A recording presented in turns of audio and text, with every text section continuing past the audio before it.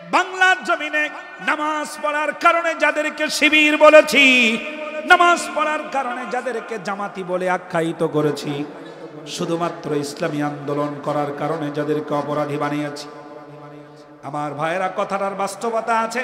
আপনি একটু খেয়াল করবেন, আপনার এলাকা অথবা বাংলাদেশের মসজিদের ইমাম সাহেব যতদিন পর্যন্ত তাসবিহ তাহলিলের ওয়াজ করবে, ততদিন পর্যন্ত লোকেরা বলবে আমাদের হুজুরের চাইতে ভালো হুজুর টাঙ্গাইল ঘাটাইলের মধ্যে আর পাওয়া যাবে না।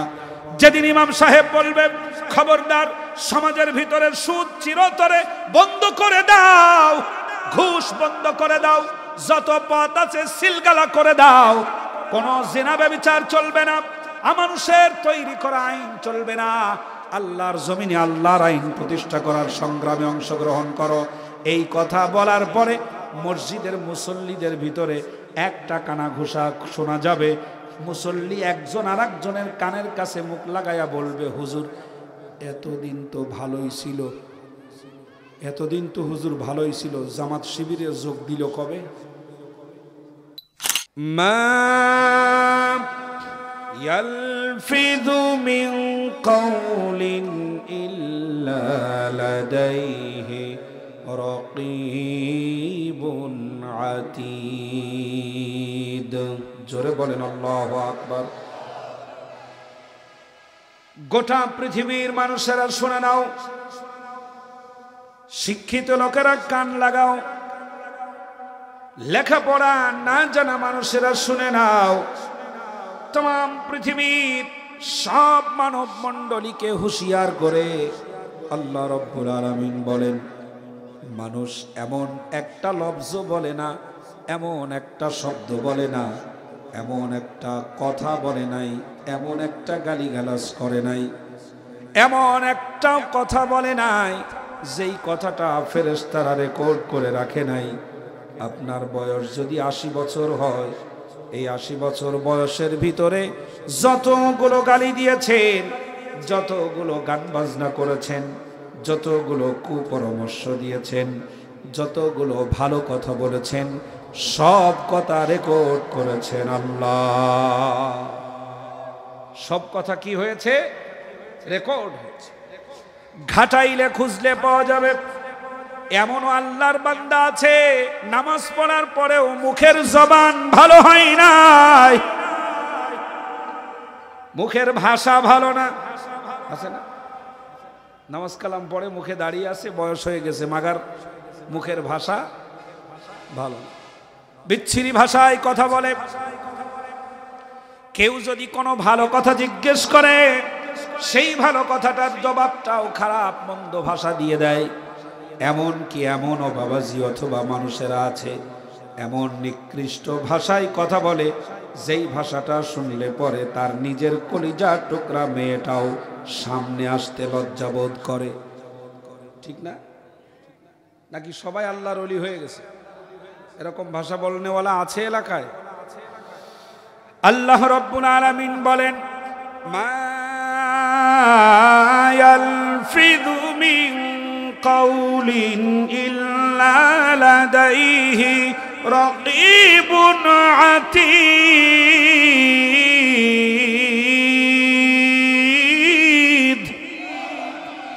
একটা লফজ বলো নাই, একটা শব্দ বলো নাই যেটা রেকর্ড করা হয় নাই, বরং কুল্লা শাইইন আহসাইনাহু কিতাবা, গণনা করে করে রেকর্ড করা হয়েছে। तमाम পৃথিবীর মানুষেরা যা বলেছে প্রত্যেক কথাগুলো আল্লাহ রেকর্ড করেছেন। সুতরাং এখানে থেকে আপনি জবান যদি বন্ধ রাখেন তবুও রেকর্ড হবে, জবান যদি খোলা রাখেন তবুও রেকর্ড হবে। জবান দিয়ে তাসবিহটা উচ্চারণ করলে রেকর্ড হবে, উচ্চারণ না করাটাও রেকর্ড হবে। আপনি উচ্চারণ করেন নাই। আল্লাহ রাব্বুল আলামিন বলেন, কিয়ামতের কঠিন ময়দানে বান্দার ওই আমল নামাটা সামনে তুলে দেওয়া হবে। সামনে তুলে দেওয়ার পরে আমল নামাটা বান্দা দেখবে আর ভাববে, 28 বছর, 30 বছর, 50 বছর, 65, 70 বছর, 80 বছর আমি পৃথিবীর বুকে বেঁচেছিলাম। এই 80 বছরের ভিতরে আল্লাহর নাম নেওয়ার চাইতে আমল নামায় গালি গালাজ আর মারামারি বেশি। সাবধানতার জন্য বলি, জবান দিয়েছেন কে? আল্লাহর বানানো জবান দিয়ে বলা যাবে কি আলহামদুলিল্লাহ? জোরে বলেন আল্লাহু আকবার। প্রিয় বন্ধুগণ, শুকরিয়া আদায় করলে খুশি হন কে? বলতে হবে, শুকরিয়া আদায় করলে কে খুশি হন? বেজার কে হয়? কথাও জবাব দিবেন। বেজার কে হয়?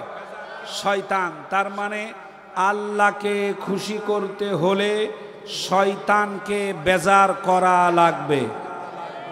শয়তানকেও খুশি রাখবেন, আবার আল্লাহকেও খুশি রাখবেন, এটা কখনোই সম্ভব না। আপনি যদি নিয়াত করেন আমি আল্লাহকে খুশি রাখবো, তাহলে শয়তানকে আপনার বেজার করতে হবে।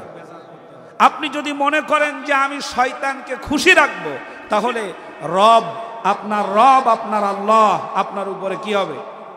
বেজার হবে। তাহলে আপনারা শয়তানকে খুশি করবেন না আল্লাহকে? আল্লাহকে খুশি করার জন্য আরো বলছি আলহামদুলিল্লাহ। শয়তান বেজার হোক এটাই আমরা চাই। কথা কন ঠিক কি না? শয়তান বেজার হোক এটা কি চান আপনারা? এবার যাদের সূরা নাস মুখস্থ আছে একটু হাত দেখান আমারে। কুল আউযু বিরাব্বিন নাস। বাজান একটু হাতটা দেখান যারা বসে আছেন। কুল আউযু বিরাব্বিন নাস, হাত নামান। মাশাআল্লাহ, কোরআনের বরকতে আল্লাহ আপনাদের সম্মান বাড়িয়ে দেন, বলেন আমিন। কোরআনুল কারীমের সর্বশেষ সূরা নাস। এই নাসের শেষ আয়াত হচ্ছে মিনাল জিন্নাতি। বলেন মিনাল জিন্নাতি। শয়তান কয় ধরনের হয়? প্রথম কথা হলো আল্লাহকে খুশি করতে হলে শয়তানকে, আপনাদের মন খারাপ। আল্লাহকে খুশি করতে হলে শয়তানকে বেজার করতে হবে, শয়তানকে কষ্ট দিতে হবে, শয়তানকে আঘাত করতে হবে, তবে কে খুশি হবে? আল্লাহ খুশি হবে। এখন আপনি যদি আল্লাহকে খুশি করতে চান তাহলে শয়তানকে আঘাত করতে হবে। শয়তান দুই ধরনের হয়। কয় ধরনের? এক হচ্ছে মিনাল জিন্না, আর একটা কি? মিনাল জিন্নাতি। বলেন মিনাল জিন্নাতি ওয়ান নাস। মানুষের মধ্যেও কিছু মানুষ আছে যারা শয়তান। আছে কি না? আছে না? মানুষের মধ্যেও কিছু মানুষ আছে যারা শয়তান। শয়তানের এজেন্ডা বাস্তবায়ন করার জন্য জমিনে সংগ্রাম করে, লড়াই করে, আল্লাহর কথার বিরোধিতা করে, ইসলামটাকে সহ্য করতে পারে না, কোরআনটাকে সহ্য করতে পারে না, ইনসাফটাকে সহ্য করতে পারে না। আল্লাহর বিধান চালু হোক বাংলার জমিনে যারা চাই না, মানব সমাজের মধ্যে তারাই নিকৃষ্ট শয়তান। এই শয়তান ঘাটাইল টাঙ্গাইলে নাই, সব জায়গায় আছে, একটু খেয়াল করবেন ইনশাআল্লাহ। তাহলে মানুষের মধ্যেও শয়তান আছে। রবকে খুশি করতে হলে বেজার যদি শয়তানকে করতে হয়, তাহলে দুই শয়তানই বেজার হবে। কয় শয়তান বেজার হবে? দুই শয়তানই বেজার হবে। জিন শয়তান বেজার হবে তেলাওয়াত শোনার পর, মানুষ শয়তান যেটা ওইটা বেজার হবে আল্লাহর বক্তব্য শোনার পর, কোরআনের কথা শোনার পর।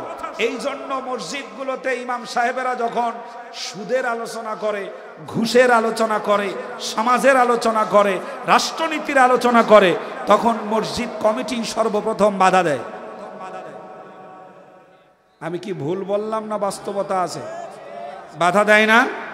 বাধা দেয় যে হুজুর আর কোনো ওয়াজ নাই, অন্য কোনো ওয়াজ থাকলে সেটা করেন, এ ধরনের ওয়াজের কোনো প্রয়োজন নাই। ঠিক কি না? লক্ষ্য করুন, গোটা পৃথিবীর মানুষেরা তাদের মস্তিষ্ক দিয়ে, তাদের চিন্তা ভাবনা দিয়ে তাম পৃথিবী ভরেও যদি ওরা আইন তৈরি করে দেয়, নিয়ম বানিয়ে দেয়, সংবিধান বানিয়ে দেয়, গোটা পৃথিবীর কোন কোনার কোন জাতি শান্তিতে বসবাস করতে পারবে না। শান্তি যদি পেতে হয়, নিরাপত্তা যদি পেতে হয়, আল্লাহর জমিনে আল্লাহর দ্বীনই প্রতিষ্ঠা করার মাধ্যমেই নিরাপত্তা পাওয়া সম্ভব। কথা বলেন ঠিক কিনা? যারা আইন বানায়, শিক্ষিত লোকের অভাব নাই এখানে। যারা আইন বানায়, লক্ষ্য করুন, যারাই আইন বানায় নিজেরা এই আইন বানানোর মধ্যে সর্বপ্রথম দেখে নিজের স্বার্থ। কথা বলেন, কার স্বার্থ দেখে? সর্বপ্রথম দেখে নিজের স্বার্থ, তারপরে দেখে দলীয় স্বার্থ, তারপরে দেখে দেশের মানুষের স্বার্থ। প্রিয় বন্ধুগণ, কেউই আন্তর্জাতিক আইন দেখেন, আমেরিকা যা আইন বানিয়েছে প্রত্যেকটি আইনের ভিতরে 80% রয়েছে নিজের স্বার্থ, যাতে করে ওই আইনের মাথা মারিয়ে কেউ কোনো দেশ যেন তার উপর দিয়ে কথা বলতে না পারে। এতটুকুন যদি বুঝে আসে, তাহলে আমাদের দেশে যারা আইন বানিয়েছে নিজেদের স্বার্থে নাকি মানুষের স্বার্থে? কথা বলেন, নিজেদের স্বার্থে। এখন যারা নিজেদের স্বার্থে আইন বানিয়েছে, ওই আইন কি জনগণের মুক্তি হতে পারে? অসম্ভব।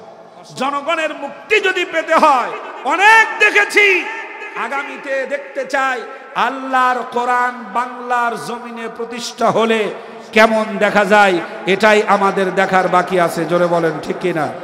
আমার সাথে যদি একমত হয়ে থাকেন হাত উঁচু করে বলেন আল্লাহু আকবার, লিল্লাহে তাকবীর। আমার ভাইরা, জবান দিয়ে যা বেরোবে সব রেকর্ড হয়ে যাবে। আর আপনি যদি আল্লাহকে খুশি করতে চান, শয়তান বেজার হবে। আল্লাহ রাব্বুল আলামিন যেটাতে খুশি হয় ওইটাতে শয়তান বেজার হয়ে যাবে।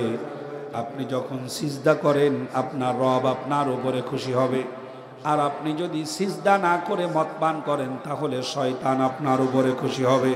কিছু মানুষ দুই দিকে থাকতে চায়, একটু ভালো হতে চায়, আবার একটু মন্দ পথেও যেতে চায়, একটু নামাজ আদায় করতে চাই মাঝে মধ্যে, আবার মদের বিলটাও পাস করার জন্য সংসদে উঠে পড়ে লাগে, নামের আগে আলহাজ লাগাতে চাই, মক্কাতুল মুকাররমা দৌড়াদৌড়ি করতে চায়, নবীজির রওজার পাশে দাঁড়িয়ে সালাম দিতে চায়, আবার ফিরে এসে মদ পানের আড্ডায় বসতে চায়।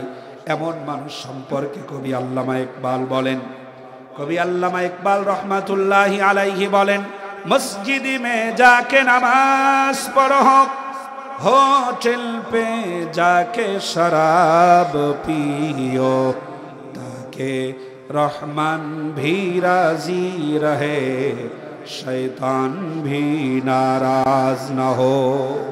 মসজিদে গিয়ে নামাজ পড়ো আর পানশালায় গিয়ে এক গ্লাস পান করে আসো, তাহলে শয়তানও খুশি থাকবে, আল্লাহও তোমার উপরে খুশি থাকবে। নাউজুবিল্লাহ।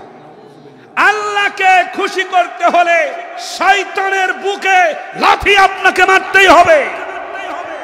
ও যদি ব্যথা পায়, এই ব্যথাটুকুন যদি আপনার লাগে, আল্লাহ আপনার উপরে খুশি হবে না, কারণ আল্লাহর সাথে শত্রুতা শয়তানের। কার? জোরে বলেন কার? শয়তান। আমার ভাইরা, তাহলে আমরা খুশি করতে চাই আল্লাহকে, তাতে শয়তান বেজার হয় হোক, তাতে আমাদের কিচ্ছু যায় আসে না। আমার সাথে একমত আপনারা? আমার সাথে একমত আপনারা? আল্লাহ কবুল করেন কোরআনের জন্য, বলেন আমিন।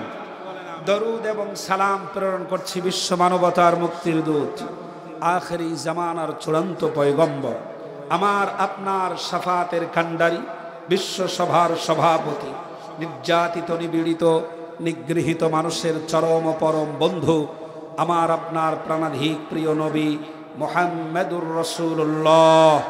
সবাই জোরে বলেন সাল্লাল্লাহু আলাইহি ওয়াসাল্লাম। আমরা আলোচনা শুনব কোরআনুল কারীম থেকে, আল্লাহ যেন কবুল করেন, বলেন আমিন। কোরআন হলো আল্লাহর পক্ষ থেকে নাজিল করা শ্রেষ্ঠ কিতাব। কোরআনের চাইতে শ্রেষ্ঠ কিতাব এ পৃথিবীতে আর নাই। কোরআনের চাইতে নির্ভুল কিতাব এ পৃথিবীতে আর নাই। কোরআন হলো সেই কিতাব যেই কিতাবের একটি শব্দ হারিয়ে যায় নাই, যে কিতাবের একটি শব্দ বিকৃত হয় নাই, যে কিতাবের একটি কথা বাদ চলে যায় নাই। সুবহানাল্লাহ পড়েন। আসমান থেকে নাজিল হওয়া যত কিতাব আছে, কোরআনের মতো করে আরেকটি কিতাব আল্লাহ নাজিল করেন নাই। সুবহানাল্লাহ। এবং কোরআনুল কারীমের সমমর্যাদা সম্পন্ন কোন কিতাব আল্লাহ নাজিল করেন নাই। কোরআন এমন একটি কিতাব যেই কিতাবের শুরু থেকে শেষ পর্যন্ত পৃথিবীর কোনো মানুষের কথা ঢুকানো হয় নাই, কোনো নবীর কথা ঢুকানো হয় নাই, কোনো অলির কথা ঢুকানো হয় নাই, কোনো মানুষের চিন্তা ভাবনা, মানব দানব ফেরেশতা নবী কারো কথা ঢুকানো হয় নাই। কোরআনে যা আছে সবই কার কথা? জোরে বলেন কার কথা? আল্লাহর কথা। এই কোরআনুল কারীম আমাদের তেলাওয়াত হয় না, এ কোরআন আমরা পড়তে পারি না, এ কোরআন আমরা তেলাওয়াত করতে জানি না, কোরআনের সাথে আমাদের সম্পর্ক কম। কোরআনুল কারীম হলো সেই কিতাব যেটার সাথে সম্পর্ক করলে আল্লাহ পাক মর্যাদা বাড়িয়ে দেন। সুবহানাল্লাহ পড়ে, মর্যাদা আল্লাহ বাড়িয়ে দেন। এর সাথে যত সম্পর্ক ঘনিষ্ঠ হবে আল্লাহ পাক তত মর্যাদা বাড়িয়ে দেবেন। সুবহানাল্লাহ। এখনো কি টের পান না যে কোরআনের সাথে সম্পর্ক থাকলে আল্লাহ মর্যাদা বাড়ান? কোরআনের সাথে সম্পর্ক থাকলে আল্লাহ মর্যাদা বাড়িয়ে দেন, এ কথা কি টের পাওয়া যায়? বিশ্বব্যাপী আল্লাহর কোরআনের সাথে যেই সকল মানুষের সম্পর্ক নিবিড় ছিল, সেই সমস্ত মানুষকে দুনিয়াবাসীরা, ক্ষমতালোভীরা তাদেরকে নিঃশেষ করে দেওয়ার চক্রান্ত করলেও আল্লাহ পাক কোরআনের কারণে জনপ্রিয়তাটাকে আকাশচুম্বী নিয়ে গিয়েছেন। জোরে বলেন ঠিক কিনা? আপনি যদি মনে করেন আপনার সম্মান বৃদ্ধি হোক, কারোর সাথে নয়, আপনি কোরআনের সাথে সম্পর্ক বৃদ্ধি করুন, আল্লাহ আপনার সম্মান বাড়িয়ে দেবে। সুবহানাল্লাহ। আমরা তো পড়তেই জানি না, অথচ আল্লাহ রাব্বুল আলামিনের কত বান্দা আল্লাহর কোরআনের সাথে সম্পর্ক রেখে সময় পার করে গোটা জিন্দেগি পার করে দিয়েছে, গোটা জীবন পার করে দিয়েছে। হযরতে আব্দুল্লাহ বিন মুবারক রাহমাতুল্লাহি আলাইহি হজের সময়, হজের কার্যক্রম শেষ করে কাবার চত্বরে ঘুরছেন, এমন সময় তিনি দেখতে পেলেন কাবার চত্বরে চাদর মুড়ি দিয়ে কে যেন শুয়ে আছে। আব্দুল্লাহ বিন মুবারক কাছে গেলেন, চাদরের ভিতরে মরা মানুষ নাকি জিন্দা মানুষ বুঝার জন্য আব্দুল্লাহ বিন মুবারক রাহমাতুল্লাহি আলাইহি সালাম দিলেন, আসসালামু আলাইকুম। যখন তিনি সালাম দিলেন আসসালামু আলাইকুম, সালামের জবাব ওয়া আলাইকুম আসসালাম না হয়ে চাদরের ভেতর থেকে জবাব এলো সালামুন কাওলাম মির রাব্বির রহিম। আল্লাহু আকবার। পরম করুণাময় আল্লাহ রাব্বুল আলামিনের পক্ষ থেকে আপনার প্রতিও শান্তি পতিত হোক। এই কথার দ্বারাই তিনি বলতে চাইলেন, আপনি আমার জন্য যে শান্তি কামনা করছেন, আমিও আল্লাহর কাছে শান্তি কামনা করছি, আল্লাহ পাকের পক্ষ থেকে আপনার উপরে শান্তি বর্ষিত হোক। জোরে বলেন আমিন। এই কথার মাধ্যমে আব্দুল্লাহ বিন মুবারক বুঝতে পারলেন যিনি আমার সাথে কথা বলছেন তিনি একজন মহিলা মানুষ, পুরুষ মানুষ নন। হযরতে আব্দুল্লাহ বিন মুবারক বললেন, মনোযোগ দিবেন, আব্দুল্লাহ বিন মুবারক বললেন, আম্মা জান, হজ করতে এসে লোকেরা তো সব চলে গেছে, আপনি একাকিনী এখানে পড়ে আছেন কেন? বুড়িমা আর একটা আয়াতে কারিমা তেলাওয়াত করে আব্দুল্লাহ বিন মুবারকের জবাব দিলেন। তিনি বললেন, মাইয়ুদলিলিল্লাহু ফামা লাহু মিন হাদ। আল্লাহ পাক যাকে পথভ্রষ্ট করেন তাকে কেউ আর পথ দেখাতে পারে না। এ কথার দ্বারাই তিনি বুঝাতে চাইলেন, আব্দুল্লাহ বিন মুবারক, আমি এসেছি এখানে হজ করতে, কিন্তু আমার সাথী সঙ্গী যারা ছিল তারা কে কোথায় কোন দিক দিয়ে চলে গেছে, আমি পথ হারা হয়ে গেছি বলে আমি পথ খুঁজে পাচ্ছি না, এই জন্য এখানে পড়ে আছি। আব্দুল্লাহ বিন মুবারক বললেন, বুড়িমা, কত সময় পর্যন্ত আপনি এখানে অবস্থায় পড়ে আছেন? বুড়িমা আর একটা আয়াতে কারিমা তেলাওয়াত করে জবাব দিলেন। বুড়িমা বললেন, সালাসা লায়ালিন সাওয়িয়া, 3 রাত পূর্ণ হয়ে গেছে আমি এখানে এই অবস্থায় শুয়ে আছি। আব্দুল্লাহ বিন মুবারক বললেন, বুড়িমা, 3টি রাত পূর্ণ হয়ে গেল আপনি এখানে এই অবস্থায় শুয়ে আছেন। আল্লাহ রাব্বুল আলামিনের বান্দিকে আল্লাহর বান্দা বললেন, বুড়িমা, 3 রাত পূর্ণ হয়ে গেল এই অবস্থায় আপনি শুয়ে আছেন, এখন আমি আপনাকে বলি, বলুন না আপনি কি খাওয়া দাওয়া করেছেন, আপনার খাবারের বন্দোবস্ত কি? বুড়িমা আর একটা আয়াতে কারিমা তেলাওয়াত করে আব্দুল্লাহ বিন মুবারক রাহমাতুল্লাহি আলাইহির জবাব দিলেন, প্রশ্নের জবাব দিলেন।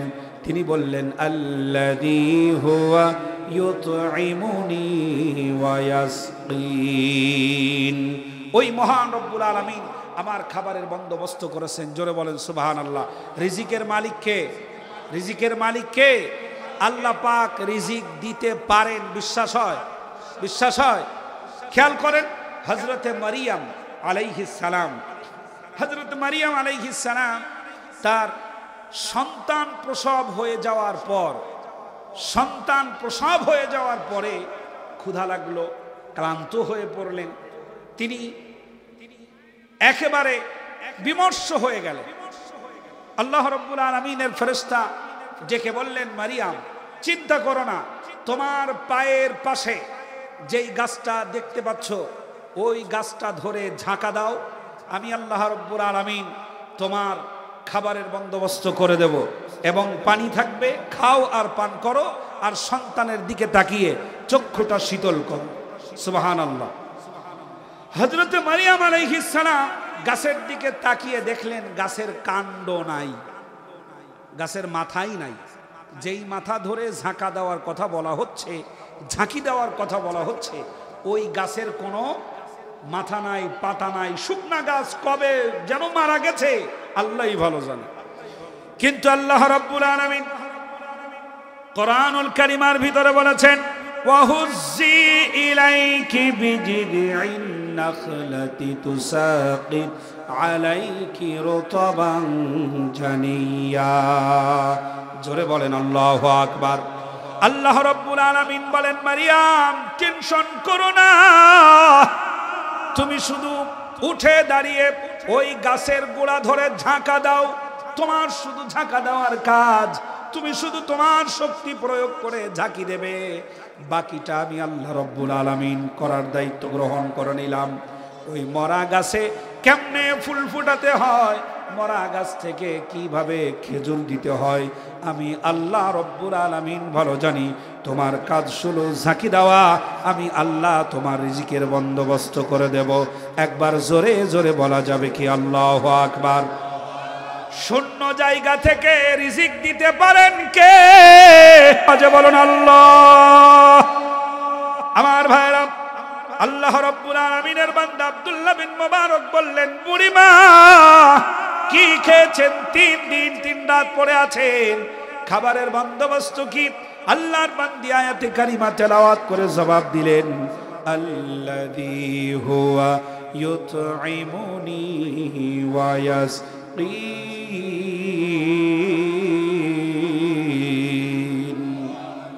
ওই আল্লাহ পাক আমার খাবারের বন্দোবস্ত করেছেন, আমি খাবার খেয়েছি।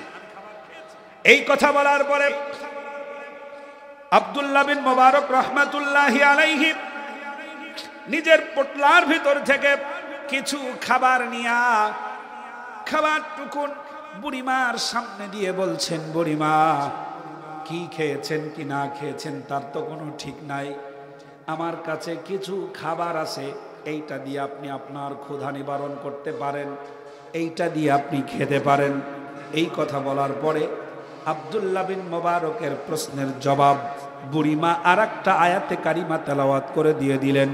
আল্লাহর বান্দি বললেন, সুম্মা আতিম্মুস সিয়ামা ইলাল লাইল। হে আল্লাহর বান্দারা, তোমরা তোমাদের রোজাকে সন্ধ্যা পর্যন্ত পূর্ণ করো। আব্দুল্লাহ বিন মুবারক, আপনি আমাকে খেতে বলছেন, ধন্যবাদ, কিন্তু আমি রোজা রেখেছি, সন্ধ্যা না আসা পর্যন্ত কোনো কিছু খেতে পারবো না। সুবহানাল্লাহ বলবেন। আব্দুল্লাহ বিন মুবারক বললেন, বুড়িমা এইটা তো হজের সময়, রমজান মাস না, নিশ্চয় আপনি নফল রোজা রেখেছেন, সফরের হালতে তো ফরজ রোজাও ছেড়ে দেওয়া যায়, আমি যে খাবারটা দিচ্ছি এই খাবারটা আপনি খান আর আপনি রোজা ভেঙে ফেলেন, কোনো অসুবিধা হবে না। আল্লাহর বান্দি আর একটা আয়াতে কারিমা তেলাওয়াত করে জবাব দিয়ে বললেন, ওয়া ইন তাফআলু মিন খায়রিন ইয়ালামুহুল্লাহ। অপারগতা সত্ত্বেও যদি তুমি কোনো নেক কাজ করো তার প্রতিদান কে দিবেন? আল্লাহ। আমি চেষ্টা করছি আল্লাহর কাছ থেকে প্রতিদান পাওয়ার জন্য, আর তুমি আমাকে খাইতে বলো, তুমি কে? আমি কেন তোমার হুকুম মতো খাবো? হযরতে আব্দুল্লাহ বিন মুবারক তিনি আশ্চর্য হয়ে গেলেন, যা বলি তাই কোরআনের আয়াত দিয়ে উত্তর দেয়। সুবহানাল্লাহ। যতগুলি প্রশ্ন করা হচ্ছে প্রত্যেকটি প্রশ্নের জবাব বুড়িমা কোরআনুল কারীমের আয়াত দিয়ে দিয়ে দেয়। হযরতে আব্দুল্লাহ বিন মুবারক বললেন, বুড়িমা আপনি আমি যা বলি সব কথার উত্তর আপনি কোরআনের আয়াত দিয়ে দেন কেন? ব্যাপারটা কি যুক্তিসঙ্গত কোনো কারণ আছে নাকি?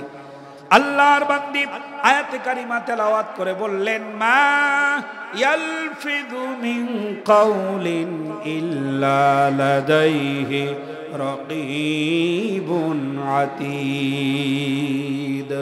জোরে বলেন আল্লাহু আকবার। আল্লাহর বান্দী বললেন, আব্দুল্লাহ আল্লাহ রাব্বুল আলামিন বলেছেন মানুষ এমন কোন কথা বলে না যেই কথা আল্লাহর ফেরেশতারা রেকর্ড করে রাখে না। ওয়া কুল্লা শাইইন আহসাইনাহু কিতাবা, শুধু রেকর্ড করে রাখে তা নয়, গণনা করে করে রেকর্ড করা হয় যেন একটা লফজ একটা শব্দ যেন বাদ না পড়ে। যেহেতু আল্লাহ বান্দার কথা রেকর্ড করে রাখে, এই জন্য আমি সিদ্ধান্ত গ্রহণ করেছি আল্লাহর কোরআন দিয়ে কথা বলবো, রেকর্ড করবে ফেরেশতারা, গোনা তো হবেই না, বরং প্রত্যেক অক্ষরে অক্ষরে 10-10টা নেকি আমার আমল নামায় লেখা হবে। জোরে জোরে বলা যাবে কি সুবহানাল্লাহ। আল্লাহর কোরআন অনুশীলন করার চেষ্টা করলেই কোরআন ছোট্ট হৃদয়ে ধরা দিয়ে দেয়। সুবহানাল্লাহ। আমার ভাইরা, হযরতে আব্দুল্লাহ বিন মুবারক রাহমাতুল্লাহি আলাইহি বললেন, বুড়িমা প্রত্যেকটি কথার জবাব কোরআনুল কারীম দিয়ে দেন কেন? ব্যাপারটা কি? বুড়িমা বললেন, আল্লাহ যেহেতু কথাগুলো রেকর্ড করে রাখবে, এই জন্য আমি কথা বলছি কোরআন দিয়ে, রেকর্ড তো হবে, গুনাহ তো হওয়ার সম্ভাবনাই নাই, বরং প্রত্যেক অক্ষরে অক্ষরে 10-10টা করে নেকি আমল নামায় লেখা হবে। জোরে বলেন সুবহানাল্লাহ। খেয়াল করেন, আব্দুল্লাহ বিন মুবারক মনে মনে ভাবলেন, বুড়ি মানুষ কোরআনের আয়াত দিয়ে কথা বলে বাহাদুরি দেখায়, আর আমি একজন জগৎ বিখ্যাত মুহাদ্দিস, কোরআন দিয়ে কথা বলে বাহাদুরি দেখায় আমার সামনে। চেষ্টা করে দেখি তার মাতৃ জবান দিয়ে, তার নিজস্ব ভাষা দিয়ে, এলাকার ভাষা দিয়ে কথা বলানো সম্ভব হয় কিনা। আব্দুল্লাহ বিন মুবারক রহমাতুল্লাহি আলাইহি চিন্তা ভাবনা করে এবার বললেন, বুড়িমা বলেন তো আপনার বাড়ি কোথায়? প্রশ্ন করছে, আপনার বাড়ি কোথায়? এখন সব গ্রামের নাম কি আর কোরআনুল কারিমাতে আছে? হে আপনাদের এলাকার নাম কি? পাকুটিয়া। এই পাকুটিয়া নামে কোনো সূরা আছে? পাকুটিয়া নামে কোনো আয়াত আছে? এরকম গ্রামের নাম তো আর কোরআন শরীফের মধ্যে নাই। দেখি বুড়িমা কি আয়াত দিয়ে জবাব দেয়। এটা হচ্ছে মানে আটকানোর একটা বুদ্ধি, কৌশল করে তাকে আটকাতে চাচ্ছে, এবং তিনি চাচ্ছে সে তার নিজস্ব জবান দিয়ে কথা বলুক, কোরআনের আয়াত বাদ দিয়া। কিন্তু আল্লাহ রাব্বুল আলামিন তার বান্দিকে এমন একটা অবস্থানে রেখেছেন, আটকানো সম্ভব হলো না। যখন বললেন, বুড়িমা বলুন না আপনার বাড়ি কোথায়, আল্লাহর বান্দি মিষ্টি হাসি দিয়ে হাস্যোজ্জ্বল ভাবে বললেন, সুবহানাল্লাযী আসরা বিআবদিহি লাইলাম মিনাল মাসজিদিল হারামি ইলাল মাসজিদিল আকসা। জোরে বলেন আল্লাহু আকবার। বুড়িমা বললেন, আব্দুল্লাহ বিন মুবারক বুঝতে পেরেছি, টেনশন করো না, আমি জবাব দিচ্ছি। আমার বাড়ি মসজিদুল আকসার কাছে, আর আমি এসেছি মক্কাতুল মুকাররমায় হজ করতে। জোরে বলা যাবে কি সুবহানাল্লাহ। আব্দুল্লাহ বিন মুবারক চিন্তা ভাবনা করে দেখলেন, এমন জ্ঞানী গুণী মানুষ, এমন একজন গুণী মানুষ, এমন একজন আল্লাহর ওলি, তাকে এখানে একাকিনী ফেলে রেখে যাওয়া বুদ্ধিমানের কাজ হবে না। এখানে একাকিনী ফেলে যাওয়া ঠিক হবে না। এই জন্য আব্দুল্লাহ বিন মুবারক বললেন, বুড়িমা আমার কাছে একটা উট আছে, আপনি যদি রাজি হন উটের পিঠের উপরে শোয়া বসায়া আমি আপনাকে আপনার বাড়ি পর্যন্ত নিয়ে যেতে পারি। আল্লাহর বান্দি একটা আয়াতে কারিমা তেলাওয়াত করলেন, তেলাওয়াত করে বললেন, তুমি একটা ভালো প্রস্তাব করেছো, তুমি যদি নেক কাজ করো আল্লাহ পাক তোমার প্রতিদান দিবেন, অবশ্যই কোনো সন্দেহ নাই, আমি রাজি আছি। আল্লাহ রাব্বুল আলামিনের দুইজন বান্দা বান্দি আব্দুল্লাহ বিন মুবারক উট আনলেন। বুড়িমা উটের পিঠের উপরে সওয়ার হবে, বুড়ি মানুষ উটের পিঠের উপরে সওয়ার হবে। আব্দুল্লাহ বিন মুবারক মহিলাটার দিকে অপলক দৃষ্টিতে তাকিয়ে আছে, অপলক ভাবে তাকিয়ে আছে, আর চিন্তা করতেছে একটা মানুষ প্রত্যেকটি কথার জবাব কোরআন দিয়ে দেয়, তাহলে বুঝতে হবে কতটা কোরআনুল কারীম স্টাডি করেছে। ঠিক না? এটা কি সহজ? আলিফ বা তাসা পড়লেই কি এই কাম করা যায়? কোরআনুল কারীম কতবার তেলাওয়াত করেছে, কতটা স্টাডি করেছে, এই কথা চিন্তা করে তার দিকে অবাক দৃষ্টিতে তাকিয়ে আছে। জোরে বলেন সুবহানাল্লাহ। আল্লাহ রাব্বুল আলামিনের বান্দি হঠাৎ করে দেখতে পেলেন আব্দুল্লাহ বিন মুবারক তার নিজের দিকে তাকিয়ে আছে। এই তাকিয়ে থাকা এই অবস্থা দেখে তিনি শরমে পড়লেন, লজ্জায় পড়ে গেলেন। এরপরে আব্দুল্লাহ বিন মুবারককে সতর্ক করলেন। আল্লাহর বান্দি বললেন, কুল্লিল মুমিনিনা ইয়াগুদ্দু মিন আবসারিহিম। ও নবী, আপনি আপনার উম্মাতদেরকে বলে দেন তারা যেন পরনারী থেকে তাদের চক্ষুকে নিম্নগামী করে। সুবহানাল্লাহ বলতে পারলেন? তারা যেন তাদের চক্ষুকে নিম্নগামী করে পরনারী থেকে। এই আয়াত যখন শুনলেন তখন আব্দুল্লাহ বিন মুবারক মাথা নিচু করলেন, চোখটা আড়াল করে নিলেন। সুবহানাল্লাহ বলে। আল্লাহ রাব্বুল আলামিনের বান্দা উটের লাগাম ধরে টানে, বুড়িমা বসে আছে উটের পিঠের উপরে সওয়ার হয়ে বসে আছে। আব্দুল্লাহ বিন মুবারক লাগাম ধরে টানতে টানতে পথের ভিতরে যাচ্ছেন আর কথা বলছেন। যত কথা বলে সবগুলো কথার উত্তর দেয় কোরআনুল কারীম দিয়ে, কোরআনুল কারীম দিয়ে উত্তর দেয়। আব্দুল্লাহ বিন মুবারক কথার মাঝখানে এবার বললেন, জিজ্ঞেস করলেন, বুড়িমা যাচ্ছি তো আপনার বাড়িতে, একটু বলবেন কি আপনার কোনো ছেলে মেয়ে আছে নাকি? আপনার কোনো ছেলে মেয়ে কি আছে? আব্দুল্লাহ বিন মুবারক ভাবছে দেখি কোরআন দিয়ে কি উত্তর দেয়। আল্লাহ রাব্বুল আলামিনের বান্দি বললেন, হ্যাঁ অবশ্যই আমার ছেলে মেয়ে আছে। আয়াতে কারিমা তেলাওয়াত করে জবাব দিলেন, আল মালু ওয়াল বানুনা জিনাতুল হায়াতিদ দুনিয়া। আল্লাহু আকবার। আব্দুল্লাহ যে প্রশ্ন করেছো, আল্লাহ পাক সম্পদ এবং সন্তান এগুলো হলো দুনিয়ার চাকচিক্যময়, দুনিয়ার নেয়ামত, দুনিয়ার সৌন্দর্য। আল্লাহ পাক এ থেকে আমাকে বঞ্চিত করেন নাই, আমার ছেলে মেয়ে আছে। জোরে বলেন সুবহানাল্লাহ। আব্দুল্লাহ বিন মুবারক মনে মনে ভাবলেন, আটকানো যায় আর একটা বুদ্ধি আছে। কি? সেটা হলো সন্তান যদি থাকে, বুড়িমা বলুন না আপনার ছেলে মেয়ের নাম কি? সব নাম তো আর কোরআন শরীফে পাওয়া যাবে না। কত মানুষের কত নাম আছে। বর্তমানে আমাদের দেশের নামগুলো যে বেকা তেরা নাম, ও কোরআনেও পাওয়া যায় না, হাদিসেও পাওয়া যায় না। ঠিক না? কত ধরনের নাম আছে, নাম শুনলে আপনি বুঝতেই পারবেন না ও হিন্দু না মুসলমান। কথা বলেন ঠিক কিনা? হযরত আব্দুল্লাহ বিন মুবারক যখন প্রশ্ন করলেন, বুড়িমা আপনার সন্তানগুলোর নাম কি? আল্লাহর বান্দি যথাক্রমে কয়েকটি আয়াত তেলাওয়াত করে সন্তানদের নাম বলে দিলেন। আল্লাহর বান্দি বললেন, ইয়াহইয়া খুদিল কিতাবা বিকুওয়া ওয়া কাল্লামাল্লাহু মূসা তাকলিমা ওয়াত্তাখাযাল্লাহু ইব্রাহিমা খলিলা। যথাক্রমে তিনটি আয়াত পড়ে তিনি তিনটি সন্তানের নাম বললেন। আমার বড় ছেলের নাম ইয়াহইয়া, মেজোটার নাম মূসা, ছোটটার নাম ইব্রাহিম। জোরে বলেন সুবহানাল্লাহ। আল্লাহ রাব্বুল আলামিনের বান্দার কথা বলার সাহসই পেলেন না। হাঁটতে হাঁটতে বাড়িতে চলে গেলেন। বাড়িতে চলে যাওয়ার পর ইয়াহইয়া বড় সন্তান দৌড় দিয়ে ছুটে এসেছে।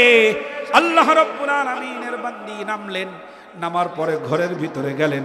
এরপরে ইয়াহইয়াকে ডাক দিলেন, ইয়াহইয়ার হাতে কিছু রৌপ্য মুদ্রা তুলে দিলেন, তুলে দিয়ে বললেন, তুলে দিয়ে আল্লাহ রাব্বুল আলামিনের বান্দি তার বড় ছেলেকে বললেন, তুমি চলে যাও মদিনার বাজারে, তুমি চলে যাও বাজারে গিয়া একটু ফল ফ্রুট তার জন্য নিয়ে এসো। এখানেও তিনি আয়াত ব্যবহার করলেন, আয়াত ব্যবহার করে বললেন, যাও চলে যাও।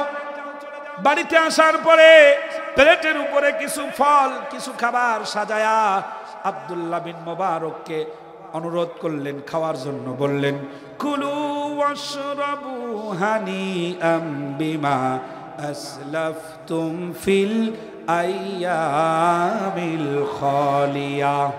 আপনি আমাকে মক্কাতুল মুকাররমা থেকে জেরুজালেম পর্যন্ত আনতে যেই পরিশ্রম করেছেন, কষ্ট করেছেন, আপনি আমার বাড়িতে এসেছেন, এই জন্য আপনি কিছু আহারিও গ্রহণ করেন। জোরে বলেন সুবহানাল্লাহ।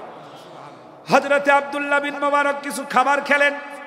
খাবার খাওয়ার পরে এরপরে তিনি তার বড় ছেলে ইয়াহইয়াকে ফাঁকে ডেকে নিয়ে বললেন, ইয়াহইয়া বাবাজি, বলো তো তোমার মা কতদিন পর্যন্ত কোরআনুল কারীম দিয়ে এইভাবে কথা বলে? ইয়াহইয়া ডাক দিয়ে বললেন, আব্দুল্লাহ বিন মুবারক শোনো, আমার মা কতদিন পর্যন্ত কোরআনুল কারীম দিয়ে কথা বলে আমি জানি না, তবে আমার বয়স 40 বছর পার হয়ে গেছে। আমার বুদ্ধি হওয়ার পর থেকে অদ্যাবধি পর্যন্ত 40 পার হয়ে গেল। এই 40 বছরের ভিতরে আমার মাকে আল্লাহর কোরআন ছাড়া অন্য কোনো ভাষায় কথা বলতে শুনি নাই। একটু জোরে বলা যাবে কি আল্লাহু আকবার? লিল্লাহে তাকবীর।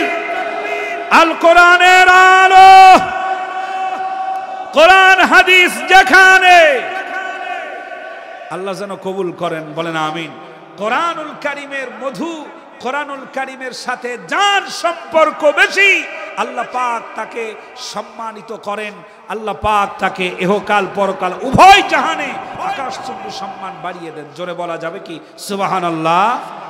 ওই কোরআনুল কারীম থেকেই এখন থেকে নিয়ে একেবারে আখেরি মোনাজাত পর্যন্ত কোরআনুল কারীম থেকেই তাফসীর হবে, আলোচনা হবে। এটার সাথে মনোযোগী হয়ে শোনার মতো মানসিকতা আমাদের আছে তো ইনশাআল্লাহ? আছে তো ইনশাআল্লাহ? একটু হাত উঁচু করে বলা যাবে কি আল্লাহু আকবার? আলহামদুলিল্লাহ। কোরআনের বদৌলতে আল্লাহ পাক আপনাদের সম্মান বাড়িয়ে দেন। জোরে বলেন আমিন। প্রিয় বন্ধুগণ, আল্লাহর কোরআনে যা বর্ণনা করা আছে তা যদি আমাদের সামনে বলা হয় বা আমরা যদি কোরআন থেকে সে কথা বলা হয়, আমাদের কোনো আপত্তি নাই তো? আপত্তি থাকবে? থাকবে না। এখন বাংলাদেশে মতের কোনো অভাব নাই, ঠিক না? ইসলামিক মতগুলো দ্বন্দ্ব চলছে এবং অন্যান্য রাজনৈতিক দলগুলোর মতের দ্বন্দ্ব চলছে। শুরু থেকে নিয়ে অদ্যাবধি পর্যন্ত পৃথিবী জুড়ে মানুষের মধ্যে ভাগাভাগির কোনো শেষ নাই। যে যতই ভাগ করুক, যে যতই দল করুক, আল্লাহ রাব্বুল আলামিন গোটা পৃথিবীর সব মানুষকে একদিন এক জায়গায় করবেন। সেই দিনের নাম কি? জি, কিয়ামত, হাসর। সেদিনের নাম কি? হাসর। হাসর মানে মহাসমাবেশ। হাসর মানে কি? মহাসমাবেশ। এই মহাসমাবেশ আল্লাহ রাব্বুল আলামিন যেদিন করবেন, ওই দিন কি এত দরমত থাকবে? থাকবে না। এখন আমি একটি আয়াতে কারিমা থেকে কয়েকটি কথা বলবো আর আপনাদের থেকে সিদ্ধান্ত জানতে চাইবো কোন দিকে থাকবেন। আল্লাহ, রসুল, কোরআন সুন্নাহ যেদিকে, সেদিকেই থাকবেন, নাকি আপনি আপনার নিজের চিন্তা ভাবনা এবং নিজের মন যেদিকে চায় সেদিকে থাকবেন? শুরুতে কিন্তু আপনারা বলেছেন যে আল্লাহকে খুশি করতে হলে বেজার করতে হবে কাকে? জোরে বলেন কারে? শয়তানকে আপনাকে বেজার করতেই হবে। প্রিয় বন্ধুগণ, আল্লাহ রাব্বুল আলামিন বলেন, ফারিকুম ফিল জান্নাতি ওয়া ফারিকুম ফিস সাঈর। জোরে বলেন আল্লাহু আকবার। এই পৃথিবীতে কত রকমের মানুষ আছে, কত রকমের লোক আছে, কত দল আছে, কত মত আছে, কত পথ আছে। আল্লাহ পাক বলেন, ফারিকুম ফিল জান্নাহ ওয়া ফারিকুম ফিস সাঈর। तमाम পৃথিবীর সব মানব মণ্ডলীকে একত্রিত করার পর আল্লাহ সুবহানাহু ওয়া তাআলা মানুষকে দুই ভাগে বিভক্ত করে দিবেন। কয় ভাগে? একটু দেখান আমাকে, কয় ভাগে? 2 ভাগে বিভক্ত করে দিবেন। এখন আমাদের দেশে ভাগের কোনো অভাব আছে? অভাব নাই, কিন্তু পরকালে ভাগ হবে কয়টা? 2টা। এক দল হবে জান্নাতি আর এক দল হবে জাহান্নামী। সুবহানাল্লাহ বলবেন। এটা আমার কথা নয়, কথা বলেছেন কে? আল্লাহ। ফারিকুম ফিল জান্নাহ ওয়া ফারিকুম ফিস সাঈর। 2 দল হবে, এক দল হবে জান্নাতি আর এক দল হবে কি? জাহান্নামী। এখন জান্নাতীরা জান্নাতে চলে যাবে, জাহান্নামীরা জাহান্নামে চলে যাবে। উভয়কে আল্লাহ রাব্বুল আলামিন এমন বন্দোবস্তে, এমন ব্যবস্থা করবেন যেন এই কাতারের লোকেরা এই পাশের লোকদের দেখতে পারে, এই পাশের লোকেরা এই পাশের লোকদের দেখতে পারে। কৌশল খাটাবেন কে? আল্লাহর পক্ষে এই কৌশল খাটানো সম্ভব নাকি অসম্ভব? বলেন, সম্ভব না অসম্ভব? ইন্নাল্লাহা আলা কুল্লি শাইইন কাদির। সব জায়গায় সমানভাবে যিনি ক্ষমতা খাটাতে পারেন তিনি কে? একটু এক আঙ্গুল আকাশের দিকে উঁচু করে সাক্ষী দেন, তিনি কে? সব জায়গায় সমানভাবে তিনি ক্ষমতা খাটাতে পারেন। আমরা কি পারি? পারি? সম্ভব? সম্ভব না। পাকুটিয়ার এই এলাকার যে চেয়ারম্যান, তিনি যদি এখানে ক্ষমতা খাটান পারবেন, যেহেতু এরিয়া তার নির্বাচিত এলাকা। অথবা এখানকার কোন পুলিশ অফিসার এই এরিয়ার থেকে যদি বাইরে গিয়ে মধুপুরের এরিয়ার ভিতরে গিয়া, নাকি একই থানা তো? না, এটা ঘাটাইল থানা, ওটা মধুপুর আলাদা থানা না? আলাদা থানা। এই ঘাটাইলের অফিসার যদি মধুপুর এরিয়ার ভিতরে গিয়ে কোনো একটু বাহাদুরি দেখাতে চায়, তাহলে সেখানকার ওসি এসে বলবে যে ভাই এই এরিয়াটা তো আমার, এদিকে আমি আছি, আপনি ওদিকে দেখেন। কি ঠিক না? তার মানে এখানে আমি আছি, এইখানে আপনার বেশি মাতবাড়ি করার প্রয়োজন নাই। এরপরে এখানকার একটা ছেলে মস্তান, আমাদের দেশে কিছু আছে মস্তান মার্কা পোলাপান, মাথায় চুল আছে বিশাল লম্বা লম্বা, গায়ে কোনো গোশত নাই, প্যান্ট একটা পরছে মাশাআল্লাহ, হাঁটে মনে হয় যদি ঝড় আসে তাহলে ঝড়ের আগে, খড়ের আগে ওরেও খুঁজে পাওয়া যাবে না, এই রকমের অবস্থা। চোখগুলো থাকে গর্তের ভিতরে, 2 কেজি চাইল মাপা যায়, এত গর্তের ভিতরে চলে গেছে চোখ। গাঞ্জা খায়া টাল হইয়া রাস্তায় ঘোরাঘুরি করে। ওনার সামনে কথা বলা যায় না, কারণ উনি নেতার চামচা। এরকম পাকুটিয়াতে আছে না? এমপি সাহেবের সাথে একটু উঠা বসা আছে বলে এমন বখাটে পোলাপানের সাথে মুরব্বীরাও কথা বলে শান্তি পায় না। এরকম পরিবেশ ছিল নাকি ছিল না? ছিল না? এখন যদি পরিবেশ দেখাতে যায়, তাহলে মুদি দোকানদারও চোখ বেঁকা করে কয় কি কথা, ঠিক কিনা? প্রিয় বন্ধুগণ, এই অবস্থা চলে। এই বখাটের ছেলেরা এমন চলাফেরা, তাদের এই অবস্থায় চলছে পৃথিবী জুড়ে। প্রিয় বন্ধুগণ, তাদের অবস্থা, তাদের যে ক্ষমতা, তাদের যে পাওয়ার, সেই পাওয়ারটা শুধু তার নিজস্ব এলাকায় চলে। এলাকার বাইরে গেলে তারে আর কেউ চিনে না। সব জায়গায় সমানভাবে 100% যিনি ক্ষমতা খাটাতে পারেন শুরু থেকে শেষ পর্যন্ত, তিনি কে? আল্লাহ। এখানে ক্ষমতা খাটাতে পারেন, ঢাকাতে পারেন, নাকি বিদেশে আল্লাহ পারেন না ক্ষমতা খাটাতে? সব জায়গায় তিনি সমানভাবে পারেন। সুবহানাল্লাহ। আল্লাহ রাব্বুল আলামিন ব্যবস্থা করবেন, জান্নাতীরা দেখবে জাহান্নামীদেরকে, আবার জাহান্নামীরা দেখবে কাদেরকে? জান্নাতীদেরকে। তাদের ভেতরে একটা কথোপকথন হবে, ওই কথাটা আল্লাহ পাক রেকর্ড করেছেন কোরআনুল কারীমের মধ্যে। সুবহানাল্লাহ। আল্লাহ রাব্বুল আলামিন বলেন, জাহান্নামীরা 2টা কারণে সবচাইতে বেশি যন্ত্রণা উপভোগ করবে।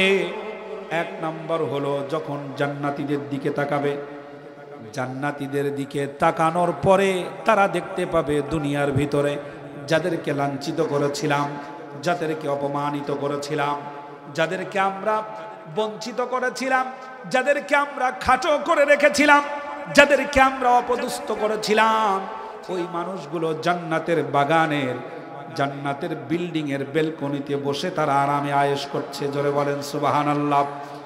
শত্রু যখন শত্রুর সুখ দেখে তখন শত্রুর মনের যন্ত্রণা বাড়ে না কমে? জোরে বলেন, বাড়ে না কমে? একটু আওয়াজটা ঠিকঠাক মতো দিবেন, আমি আগাচ্ছি। শত্রু যখন দেখে তার শত্রুরা ভালো আছে তখন আর সে ভালো থাকতে পারে না। যাদের অন্তরে হিংসা বেশি তারা কি ভালো থাকে না খারাপ থাকে? হিংসুটে মানুষের অন্তরে কোনো শান্তি থাকে না। হিংসুটে মানুষ যারা, তাদের অন্তরে কখনোই শান্তি হয় না, শান্তি তারা পায় না। এখন হিংসুটে মানুষ শান্তি পায় না। এইরকম একজন লোক, হিংসুটে মানুষ, বেকায়দা হিংসা। এই বেকায়দা হিংসাওয়ালা লোক আপনার চাষ করতে গেছে মাঠে। লাঙ্গল, আগে ছিল কি লাঙ্গল, এখন কি লাঙ্গল আছে না পাওয়ার টিলার? সব টিলার হয়ে গেছে। তো লাঙ্গল দিয়ে চাষ করার সময় চাষ করতে করতে মাটির ভেতর থেকে একটা প্রদীপ বের হয়েছে। প্রদীপ, হিংসুটে মানুষের অবস্থা কি এটা বোঝাবার জন্য দৃষ্টান্ত লক্ষ্য করুন। প্রদীপ বের হয়েছে, ওই প্রদীপের সাথে মাটি লেগে আছে। চাষি মানুষটা মাটি একটু গামছা টামছা দিয়ে মুসা টুসা দিয়া এটাকে পরিষ্কার করতে গেছে। হঠাৎ প্রদীপের ভিতর থেকে, এটা কাল্পনিক কথা, প্রদীপের ভেতর থেকে একটা দৈত্য বের হয়ে আসছে, বলছে, বলুন মালিক কি চান? কথা শুনতেছেন? বলুন মালিক কি চান? তখন বলছে, আমি যা চাবো তাই হবে। তিনি বলছেন, হ্যাঁ আপনি যা চাবেন তাই হবে, কারণ আমি এই প্রদীপের দৈত্য, আমার শক্তি অনেক, আপনি যেটা বলবেন সেটা আমার পক্ষে করে দেওয়া সম্ভব। তখন বলছে, ভাই তাহলে তো আমি চরম কষ্টে থাকি, তুমি মেহেরবানি করে আমার বাড়িটা একতলা বিল্ডিং করে দাও। দৈত্যর কাছে বলছে। তো তখন দৈত্য বলছে, ভাই একতলা বিল্ডিং করে দেব, কোনো অসুবিধা নাই, কিন্তু আমার একটা শর্ত আছে। শর্তটা হলো এই, আপনার বাড়ি যদি হয় একতলা, পাশের বাড়ির পাশে যার বাড়ি আছে তার বাড়ি হবে দোতলা। কথা শুনতেছেন?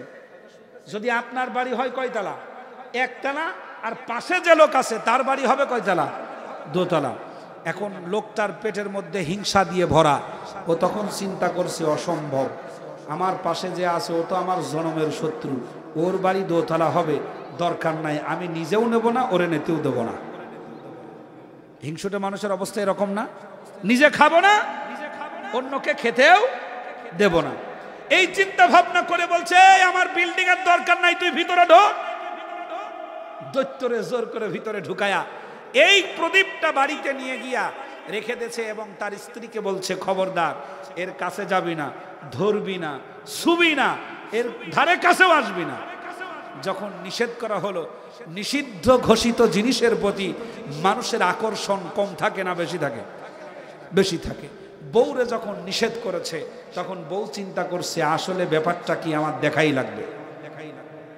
নিষেধ করার পরে স্বামী চলে গেছে মাঠে, বউ এবার প্রদীপটা হাতে করে নিয়ে একটু নাড়াচাড়া করতে করতে প্রদীপের ভেতর থেকে বের হয়ে আসছে দৈত্য। দৈত্য যখন বের হয়ে এসে বলছে, বলুন মালকিন কি চান? এই কথা বলার পরে তখন মহিলা বলছে, আমি যা চাবো তাই হবে? হ্যাঁ, আপনি যা চাবেন সেটাই হবে। কয়, তাহলে আমার এক বাড়িটা খুব কষ্টে থাকি, রোদ বৃষ্টি ঝড়ে কষ্ট পাই, আমার বাড়িটা একতলা বিল্ডিং করে দাও। এই কথা বলার পরে তখন ওই দৈত্য বলছে, একটা শর্ত আছে, সেটা হলো আপনার বাড়ি যদি হয় একতলা, পাশের লোকের বাড়ি হবে কতলা? দোতলা। তখন মহিলা বলছে, আমার ওগুলো একতলা, আর কার বাড়ি তিনতলা, আমারটা ঠিক হলেই হলো, আমার একতলা হইলেই যথেষ্ট, আর একজন দোতলা হলে আমার কোনো দুঃখ নাই। এই কথা বলার পরে দৈত্য তো ওনার বাড়ি একতলা করে দিয়েছে, পাশের যতগুলি বাড়ি ছিল সব হয়ে গেছে কয়তলা? দোতলা। পুরুষ বিকেলবেলা বাড়িতে আসার পরে বাড়ি আর চিনতে পারে না, কিছুক্ষণ চুপ থেকে চিন্তা করে বুঝতে পারছে আসল কাহিনী কোনটা। নিশ্চয় আমার বউ এই কামটা ঘটাইছে। দৌড় দিয়ে সব বাড়ি যদি দোতলা হয়, ওর বাড়ি কয়তলা? চিনতে অসুবিধা হবে। দৌড় দিয়ে চলে গেছে বাড়িতে। বাড়িতে গিয়ে বউরে বলছে, এই তাড়াতাড়ি প্রদীপ আন। কি নিয়ে আয়? প্রদীপ নিয়ে আয়। হিংসুটে মানুষের অবস্থা কোথায় যায়?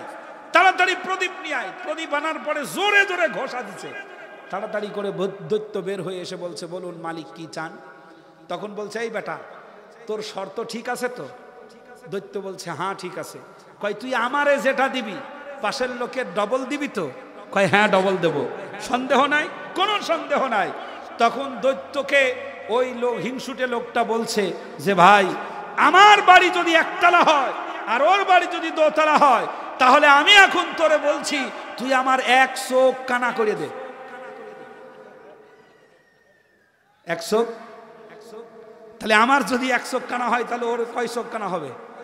এ হলো হিংসুটে মানুষের অবস্থা। যাদের অন্তরে হিংসা থাকে তারা কখনোই শান্তি পায় না। সমাজের ভিতরেও যারা হিংসুটে তারা কোনো কিছুতেই শান্তি পায় না, অশান্তি বিরাজ করে অন্তরের ভিতরে। জাহান্নামীরা জাহান্নামের ভিতরে যাওয়ার পরে যখন দেখতে পাবে বাংলার জমিনে নামাজ পড়ার কারণে যাদেরকে শিবির বলেছি, নামাজ পড়ার কারণে যাদেরকে জামাতি বলে আখ্যায়িত করেছি, শুধুমাত্র ইসলামী আন্দোলন করার কারণে যাদেরকে অপরাধী বানিয়েছি, আমার ভাইয়েরা কথাটার বাস্তবতা আছে। আপনি একটু খেয়াল করবেন, আপনার এলাকা অথবা বাংলাদেশের মসজিদের ইমাম সাহেব যতদিন পর্যন্ত তাসবিহ তাহলিলের ওয়াজ করবে ততদিন পর্যন্ত লোকেরা বলবে আমাদের হুজুরের চাইতে ভালো হুজুর টাঙ্গাইল ঘাটাইলের মধ্যে আর পাওয়া যাবে না। যেদিন ইমাম সাহেব বলবে খবরদার সমাজের ভিতরে সুদ চিরতরে বন্ধ করে দাও, ঘুষ বন্ধ করে দাও, যত পথ আছে সিলগালা করে দাও, কোনো জিনা ব্যভিচার চলবে না, মানুষের তৈরি করা আইন চলবে না, আল্লাহর জমিনে আল্লাহর আইন প্রতিষ্ঠা করার সংগ্রামে অংশগ্রহণ করো, এই কথা বলার পরে মসজিদের মুসল্লিদের ভিতরে একটা কানা ঘুষা শোনা যাবে। মুসল্লি একজন আর একজনের কানের কাছে মুখ লাগাইয়া বলবে হুজুর এতদিন তো ভালোই ছিল, এতদিন তো হুজুর ভালোই ছিল, জামাত শিবিরে যোগ দিল কবে? কথা বলেন, এই কানাকানি করবে না? করবে। যেই বলবে জমিন কার, বলেন জমিন কার? আল্লাহর। মানুষ কার? অক্সিজেন কার? পৃথিবীর সমস্ত নিয়ামত কার? আইন চলবে কার? এটা কি সহজ কথা নয়? এই সহজ কথা না বুঝে যখন ইমাম সাহেব বলবে আল্লাহর জমিনে সহজ কথা আল্লাহর আইনই চলবে, এই কথা যখন বলবে তখন মসজিদের লোকেরা একজন আর একজনের সাথে বলাবলি করতে থাকবে আর বলবে হুজুর এতদিন তো ভালোই ছিল, এই হুজুর জামাত শিবিরে যোগ দিল কবে? কথা বলেন ঠিক কিনা? আমার ভাইরা, হিংসুটে মানুষ জিন্দেগিতেও শান্তি পায় না, ওরা যদি জাহান্নামে যায় তখনও শান্তি পাবে না। প্রথম যন্ত্রণা হবে এই যাদেরকে নামাজের কারণে শিবির বলে আখ্যায়িত করেছি। আমাদের দেশের বর্তমান বাংলাদেশে মনে হয় গোটা পৃথিবীর ভিতরে এমন ঘটনা ঘটছে কিনা তা আল্লাহই ভালো জানে। প্রশাসন সাধারণ মানুষের কাছে নিরাপত্তা চায়। আমি কি গল্প বলতেছি না আপনাদের খারাপ লাগতেছে? প্রশাসন সাধারণ মানুষের কাছে নিরাপত্তা চায়, কারণ প্রশাসনকে গোটা জাতির সামনে নিজেদের স্বার্থ টিকানোর জন্য জাতীয় ভিলেন বানিয়ে দিয়েছে। কথা বলেন ঠিক কিনা?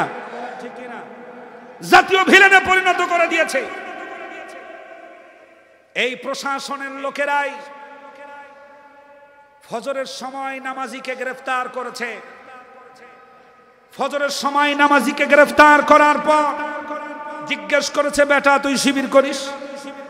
ও তখন বলছে না স্যার আমি কিছুই করি না। কই গেছলি? কই ফজরের নামাজ জামাতে আদায় করার জন্য গেছিলাম।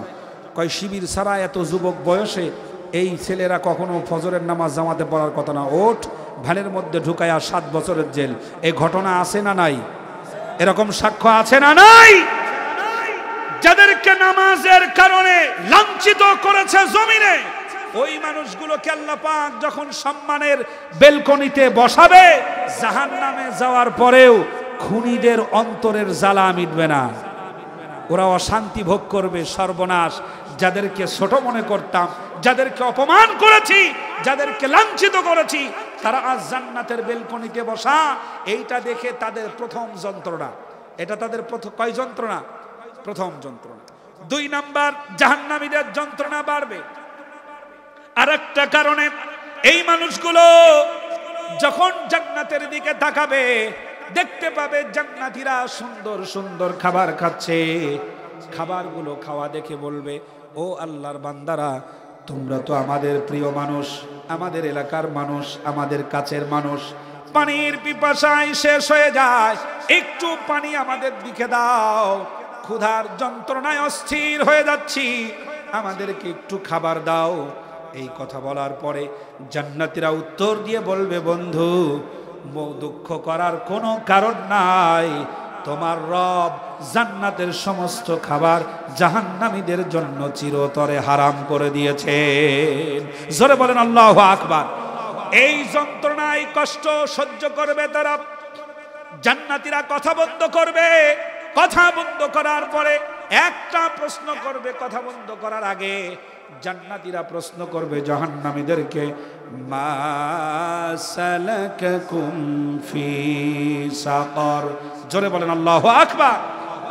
জিজ্ঞেস করবে, প্লে থেকে শুরু করে ইউনিভার্সিটি পর্যন্ত পড়াশোনা করেছি একসাথে, পাকুটিয়া পাবলিক স্কুলে পড়েছি একসাথে, কলেজে গিয়েছি একসাথে, একই সঙ্গে ব্যবসা করেছি পাকুটিয়ার বাজারে, তোমার দোকান আর আমার দোকান পাশাপাশি ছিল। বন্ধু বলো না, কি এমন অপরাধ করেছো যেটার কারণে তোমাকে আজ জাহান্নামী হতে হয়েছে? এই কথা বলার পরে জাহান্নামীরা এক নাম্বার উত্তর যেটা দেবে, বলবে ক্বালু লাম নাকু মিনাল মুসাল্লিন। আমরা এক নাম্বার অপরাধ ছিল, আমরা নামাজ পড়তাম না। কি পড়তাম না? নামাজ পড়তাম না। লক্ষ্য করেন প্রিয় পাকুটিয়াবাসী, নামাজ, আজান, একামাত এগুলো হুকুম কার? শরীয়তের বিধান। এই হুকুমের বাইরে যাওয়ার মুসলিমদের পক্ষে সম্ভব না। কিন্তু আমার দেশে দলীয় প্রোগ্রাম করতে গিয়ে যারা মাইকের আজান বন্ধ করে দেয়, দিয়েছে না দেয় নাই? শুধু তাই না, মসজিদের জমি আর টাকা দিয়েছে বলে মসজিদের মাইকের আজানে তার ঘুম ভেঙে যায়। এটার কারণে সিলেটের এক কুলাঙ্গার ইমাম মসজিদকে গিয়ে ধমক দিচ্ছে আর বলছে, খবরদার মাইকের এত জোরের আজান যেন আগামী দিন থেকে আর না শুনি। কি সুবহানাল্লাহ বলবেন না নাউজুবিল্লাহ? এই মানুষগুলোকে আপনি কি জান্নাতি বলবেন? এই মানুষগুলো ইসলামকে সহ্য করতে পারে নাই, আল্লাহর কথাগুলো তাদের কানে গেলে পরেই কান ঝালাফালা করে উঠতো, তারা সহ্য করতে পারতো না। আমার বন্ধু, যারা নামাজ সহ্য করতে পারে নাই, যারা আজান সহ্য করতে পারে নাই, যারা তেলাওয়াত সহ্য করতে পারে নাই, যারা উলামায়ে কেরামের কথা সহ্য করতে পারে নাই, যারা ইসলামের সম্মান উঁচু হোক এটা যারা চায় নাই, আপনারা কিন্তু তাদের দলে থাকবেন? দলে থাকবেন সেখানে যেখানে নামাজ আছে। নামাজ যেদিকে, আমরা সেদিকে যারা রাজি আছেন দুহাত উঁচু করে একটু আমারে দেখান ইনশাআল্লাহ। যেদিকে নামাজ, যেদিকে কোরআন, সেদিকে আমরা থাকবো। রাজি আছেন যারা দুহাত উঁচু করে বলুন আল্লাহু আকবার। হাত নামান। নামাজিদের সাথে সম্পর্ক থাকবে, নামাজিরা যেদিকে আমরাও সেদিকে। আল্লাহ কোরআন হাদিসের সাথে ইসলামের পথে আমাদের এক কাতারে এক হয়ে শামিল হয়ে থাকার তৌফিক দেন। বলেন আমিন। জোরে বলেন আমিন। প্রিয় বন্ধুগণ, জাহান্নামীর এক নাম্বার উত্তর দেবে কি? আমরা কি পড়তাম না? নামাজ পড়তাম না। এখন দেখেন কোন দলের মধ্যে নামাজ বাধ্যতামূলক? নামাজ ছাড়া তোমার কোনো কর্মকাণ্ড গ্রহণ করা হবে না। যারা বলে নামাজ ছাড়া তোমার কোনো কর্মকাণ্ড গ্রহণযোগ্য হবে না, তাদের সাথেই আমাদের থাকা দরকার। কথা বলেন ঠিক কিনা? যারা বলে নামাজ, যাদের কাছে নামাজ, কোরআন, ইসলাম, দাড়ি, টুপি, পাঞ্জাবি, ইসলামিক পোশাক অপরাধী আর জঙ্গির পোশাক মনে হয়েছে, আল্লাহ রাব্বুল আলামিন তাদেরকে লাঞ্ছিত করে, অপমানিত করে, পদদলিত করেছেন। জোরে বলেন ঠিক কিনা? সে আল্লাহ পাক ভবিষ্যতে আবার কোন পরিকল্পনা গ্রহণ করতে পারেন নাকি পারেন না? পরিকল্পনা বাস্তবায়ন হয় কারটা? জোরে বলেন কারটা? ওয়ামাকারু ওয়ামাকারাল্লাহ ওয়াল্লাহু খায়রুল মাকিরিন। আপনাদের কষ্ট হচ্ছে এটা আমি বুঝতে পারছি, খারাপ লাগতেছে। কিছু মানুষ আক্ষেপ করে বলছে, কিছু মানুষ কষ্ট নিয়ে দুঃখ করে বলছে, আগে তো ভালোই ছিলাম, এখনই ঝামেলার মধ্যে পড়ছি। ঠিক না? বলছে আগে তো কি ছিলাম, ভালোই ছিলাম, এখনই ঝামেলার মধ্যে পড়ছি। আমি চিন্তা করে দেখলাম এই লোক এই কথা কয় কেন? পরে ভাবলাম এ কথা বলার উদ্দেশ্য আছে, কারণ বিগত সময়ে ক্ষমতার বাহাদুরি করে বাজারে গেলে বাজারের টাকা দেওয়া লাগতো না, দোকান বাকির টাকাও দেয় নাই, এমন রেকর্ড পাবেন লক্ষ লক্ষ। কথা বলেন ঠিক কিনা? এমন লক্ষ লক্ষ রেকর্ড আছে, তারা কিচ্ছু দেয় নাই, শুধু হুকুম করলেই বাড়িতে চলে গেছে। এখন তো বাজারে গেলে টাকা দিয়ে কিনা লাগে, কলা আলাও বাকি দেয় না। কথা কন ঠিক কিনা? এই জন্য আক্ষেপ করে মাথার চুল নিজেই টানে ছেড়ে আর বলে আগেই তো ভালো ছিলাম। আহা, ধান্দাবাজি যখন বন্ধ হয়ে যাবে, বিশ্বাস করুন পাকুটিয়াবাসী, গোটা টাঙ্গাইল সহ সারা পৃথিবী চ্যালেঞ্জ করলাম, রাজনীতির মাঠ থেকে টাকা কামাই বন্ধ করে দেন। আওয়ামী লীগ, বিএনপি, জাতীয় পার্টি, জাতীয় পার্টি, যত অন ইসলামিক রাজনৈতিক আছে, একটা নেতাও কর্মী খুঁজে পাবেন না। ইনকাম করা বন্ধ করে দেন। আমি আপনাকে বলছি, এক টাকাও লাগবে না। গোটা জাতির জন্য, মানবতার কল্যাণের জন্য আল্লাহর কোরআন প্রতিষ্ঠার আন্দোলন করে যাব। কারো কাছ থেকে টাকা নেব না, কারো কাছ থেকে চাঁদা নেব না, নিজেরটা দিয়েই করব। আর আপনি রাজনীতির মাঠ থেকে টাকা ইনকাম বন্ধ করে দেন, কোন সভাপতিরে খুঁজে পাবেন না। এখনই বন্ধ করেন, এখনই বন্ধ করেন। টাকা দিয়া বন্ধ হলে ও আপনার কথা শুনবেও না, মানবেও না। কি কথা বাস্তবতা পাওয়া যাবে না? যাবে না। এরা জানে যে রাজনীতির মাঠে বড় হতে পারলেই বিদেশে বাড়ি বানানো যায়, গাড়ি বানানো যায়, টাকা বানানো যায়, সুইস ব্যাংক বানানো যায়। একজনের বাড়ি দেখলাম 680টা বাড়ি বানাইছে। কয়টা? 680টা। তা ভাবতেছি এই লোক যে 680টা বাড়ি বানাইছে, ও থাকবে কোন বাড়িতে আর মরবে কোন বাড়িতে আল্লাহই ভালো জানে। হতেও পারে এমন কোনটাই পেল না, শেষ পর্যন্ত বিচারপতি মানিকের মতো কলার পাতাই শোয়া লাগে কিনা? জোরে বলেন। কি আপনাদের খারাপ লাগছে মনে হয় না? প্রিয় বন্ধুগণ, মানুষকে জ্ঞানবান করেছেন, বিবেক দিয়েছেন, বুদ্ধি দিয়েছেন কে? আপনি যদি আপনার বিবেকটাকে সরা গাছতলায় বলি দিয়ে নিজেকে পশুর সাথে দাঁড় করান, তাহলে বলার কিচ্ছু নাই। অন্যায় যেদিকে, আমাদের যুদ্ধ সেটার সাথেই হবে। জোরে বলেন ঠিক কিনা? অন্যায়, অপরাধ, জুলুম, নির্যাতন, নিপীড়ন, এই সবগুলোর সাথেই আমাদের প্রতিবাদ হবে। এবং মনে রাখবেন, প্রতিবাদী মানুষেরাই শেষ পর্যন্ত সফলতা অর্জন করে। কথা বলেন, প্রতিবাদী মানুষেরাই শেষ পর্যন্ত সফলতা অর্জন করে। দিনের জন্য যদি একটাবার ডাক আসে, ইসলামের জন্য যদি একটাবার ডাক আসে, আল্লাহর বিধান প্রতিষ্ঠার জন্য যদি একটাবার ডাক আসে, সংগ্রামের লাইনে দাঁড়িয়ে আল্লাহর দ্বীন প্রতিষ্ঠার জন্য আন্দোলন করতে যারা রাজি আছেন একটু হাতটা দেখাবেন। আল্লাহ যেন কবুল করেন। বলেন আমিন, বলেন আমিন। প্রিয় বন্ধুগণ, আপনাদের কষ্ট হচ্ছে বোঝা যাচ্ছে মনে হয়। কথায় কি আঘাত পাচ্ছেন? সত্য যখন নাজিল হয়, সত্য যখন সামনে আসে, মিথ্যা তখন কষ্ট পায়। এটাই চিরন্তন, এটাই সত্য। যদি খারাপ লাগে হক কথা শুনলে, তাহলে আপনি ধরে নেন আপনার ইমানে ডেঙ্গু জ্বর হয়েছে। এখনো নাপা এক্সটেন্ড খেলে হবে না, নাপা 1 খাওয়া লাগবে। একটা ওষুধ বের হয়েছে না, কত পাওয়ার জানি? 1000 পাওয়ার। ইমানের মধ্যে নিশ্চয়ই ডেঙ্গু জ্বর হয়েছে, এই জন্য সত্য সহ্য করতে পারেন না। আমার ভাইরা, নামাজ যেদিকে, নামাজ যদি আদর্শ হয় দলীয়, তাহলে সেই দিকেই আমাদের থাকা উচিত। জোরে বলেন ঠিক? আমার ভাইরা, আবার কিছু মানুষ বলবে হুজুর রাজনীতি আর ইসলাম এক জিনিস না, বলবে না? এই বুদ্ধিমান আছে না নাই? আছে। আমি একটু এদেরকে পড়াই, একটু খেয়াল করেন। ইউনিভার্সিটি, সেনাবাহিনী, স্থানীয় সাংবাদিক সকলকে বলছি ভালো করে কান খাড়া করেন। আল্লাহ রাব্বুল আলামিন বলেন,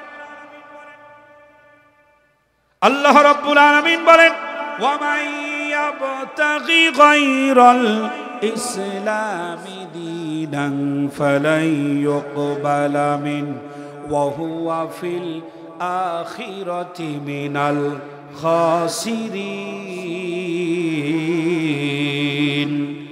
আল্লাহ রাব্বুল আলামিন আবার বলেন, আল ইয়াউমা আকমালতু লাকুম দীনাকুম ওয়া আতমামতু আলাইকুম নি'মাতি ওয়া রাদিতু লাকুমুল ইসলাম দীনা। জোরে বলেন আল্লাহু আকবার। আল্লাহ রাব্বুল আলামিন বলেন, আল ইয়াউমা আকমালতু লাকুম, আমি পরিপূর্ণ করে দিয়েছি নি'মাতি, তোমাদের জন্য নিয়ামত যতগুলি দরকার, তোমাদের জন্য যতগুলি উপায় উপকরণ প্রয়োজন, সবগুলো দিয়ে আমি আল্লাহ রাব্বুল আলামিন তোমাদের পূর্ণতা দান করে দিয়েছি। কি দরকার দুনিয়ায় সবগুলো দিয়ে দিয়েছি। জোরে বলেন সুবহানাল্লাহ। আমি আল্লাহ রাব্বুল আলামিন তোমাকে মায়ের পেটের ভিতরে বানিয়েছি, আর যখন তোমার বাবার পৃষ্ঠদেশ থেকে সাবেগে নির্গত এক ফোঁটা নাপাক পানি ডিম্বানের ভিতরে জমা হলো, ওই একটা পানি ফোঁটার ভিতরে আমি আল্লাহ রাব্বুল আলামিন হিউম্যান বডির একটা স্ট্রাকচার তৈরি করলাম, ফেরেশতাদের কাজে লাগিয়ে দিলাম। চক্ষু দুইটা দরকার আমি আল্লাহ পাক দিয়েছি, হাত দুইটা দরকার আমি আল্লাহ রাব্বুল আলামিন দিয়েছি, পা দুইটা দরকার আমি আল্লাহ পাক দিয়েছি, কিডনি দুইটা দরকার আমি আল্লাহ তাআলা দিয়েছি। আল ইয়াউমা আকমালতু লাকুম দীনাকুম, আমি আল্লাহ রাব্বুল আলামিন দিনের জন্য, জীবনের জন্য, পূর্ণাঙ্গ জীবন বিধানের জন্য যা প্রয়োজন আমি তোমাদেরকে পূর্ণ করে দিয়েছি। এখন যদি আপনার সামনে কেউ এসে বলে, ভাই আমি তোমাকে একটা হাত উপহার দিতে চাই, তাহলে কারা হাতটা নেবেন? একটু হাত দেখান আমারে। কেউ যদি বলে যে আপনাকে একটা হাত কেটে সেই হাতটাকে সুন্দর করে প্যাকেট করে আপনাকে উপহার দেব, আপনি এই হাতটা নেবেন। কেউ যদি আপনাকে একটা কিডনি উপহার দেয়, এখানে যারা সুস্থ আছেন কিডনি নেবেন? বলবেন যে ভাই আমার তো প্রয়োজন নাই, কারণ দুটো দরকার, আমার দুটোই আছে। এখন তুমি আমারে কিডনি দিচ্ছ মানে তুমি নিজেই আমারে ঝামেলায় ফেলাচ্ছ। কি কথা কি বুঝাতে পারছি? যে জিনিস পূর্ণ থাকে ওই একই জিনিস সেখানে যদি আরো দেওয়া হয় তাহলে ঝামেলা বাড়ে না কমে? অসুবিধা হয় না? কিডনি দুইটা দরকার, পূর্ণতা দিয়েছেন কে? একটু কথা বলেন আমার সাথে, পূর্ণতা দিয়েছেন কে? চক্ষু দুইটা দরকার, পূর্ণতা দিয়েছেন কে? আল্লাহ পূর্ণতা দিয়েছেন। এখন যদি কেউ আপনাকে একটি চক্ষু দান করে, আপনি কি চক্ষুটা নিবেন না? বরং কেউ যদি আপনাকে দেয় তাহলে আপনি নিজেই বলবেন এইটা একটা নতুন ঝামেলা, তুই আমার ঘাড়ের উপরে চাপাই দিলি কেন? এই চোখ আমার বাড়ি থেকে সরা, নাইলে মার্ডারের কেস হবে। কি কথা ঠিক কিনা? এই কথা বলবে, আমার এই চোখ প্রয়োজন নাই, আমার দুটো দরকার, আল্লাহ আমাকে দুটোই দান করেছেন। সুবহানাল্লাহ পড়েন। তাহলে আল ইয়াউমা আকমালতু লাকুম দীনাকুম, দিন মানে জীবন ব্যবস্থা, দিন মানে আনুগত্য করা, দিন মানে ধর্ম, দিন মানে মানুষের শুরু থেকে নিয়ে শেষ পর্যন্ত যা দরকার আল্লাহ পাক সব কোরআনের মাধ্যমে পূর্ণতা দান করেছেন। সুবহানাল্লাহ। মানুষের যত আইন দরকার, কানুন দরকার, নিয়ম দরকার, নীতি দরকার, রীতি দরকার, সংবিধান দরকার, সবগুলো দিয়ে আল্লাহ পাক পূর্ণ করে দিয়েছেন। সুবহানাল্লাহ বলেন। এই পূর্ণ করে দেওয়ার পরেও আইন আল্লাহ দিতে পারেন নাই। কি কন? আইন আল্লাহ দিতে পারেন নাই? আমি মাত্র কয়েকটা তথ্য দিয়ে আয়াতের ভিতরে ঢুকতে চাই, একটু খেয়াল করেন। আমাদের দেশে মানুষেরা বলে কোরআন এমন একটি ধর্মগ্রন্থ, ইসলাম একটা শান্তির ধর্ম, যেখানে যারা আসবে তারা সবাই শান্তিতে বসবাস করবে। এই কথাটা পরে ঠিকই, পরের লাইন পড়ে না, মুনাফিকের শান্তি পৃথিবী এহকাল পরকাল কোথাও নাই। মুনাফিক কখনো শান্তিতে থাকে না, এহকালেও শান্তি নাই মুনাফিকের, পরকালেও মুনাফিকের শান্তি নাই। এই কথাটা পড়ে নাই। রাজ্য রাজনীতি নিয়ে কোরআনুল কারীমের ভিতরে কোনো বর্ণনা আছে না নাই? আপনাদের কাছে মনে হচ্ছে নতুন কথা। রাজ্য রাজনীতি নিয়ে কোরআনুল কারীমের ভিতরে আল্লাহ পাক একটি সূরা নাজিল করেছেন। একটা রাষ্ট্রের মৌলিক উপাদান লাগে কয়টা বলতে পারবেন? একটা রাষ্ট্র, আমাদের বাংলাদেশ একটা ভূখণ্ড, একটা রাষ্ট্র, একটা রাষ্ট্রের মৌলিক উপাদান লাগে 4টা। মৌলিক উপাদান কয়টা? 4টা।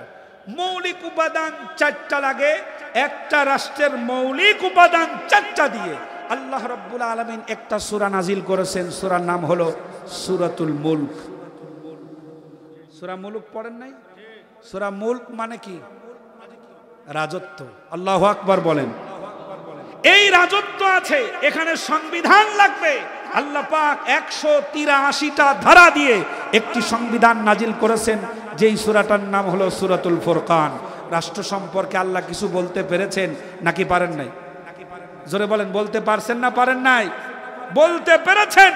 সুতরাং এসব বিষয়গুলো নিয়ে কথা বলতে গেলে যাদের কাছে কষ্ট হয়, নামাজি হওয়ার পরেও, রোজাদার হওয়ার পরেও, মাথায় টুপি থাকার পরেও, মুখে দাড়ি থাকার পরেও আল্লাহর আইন বাস্তবায়নের চিন্তা যাদের মাথায় নাই, তাদের শান্তি এহকালেও নাই, পরকালেও নাই।